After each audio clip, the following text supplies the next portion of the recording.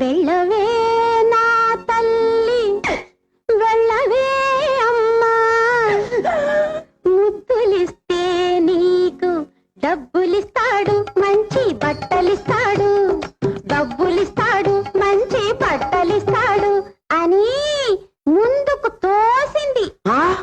అది తల్లా కాదు, రాక్షసి, పిశాచి, దెయ్యం. తర్వాత ఏమైందో చెప్పు.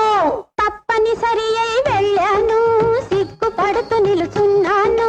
గదిలోకెత్తుకుపోయాడు, కథలు కబుర్లు చెప్పాడు, తన దుప్పటిలో చోటిచ్చాడు.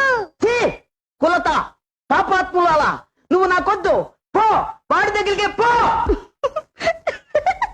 అంత కోపం ఎందుకయ్యా, అప్పుడు నా వయసై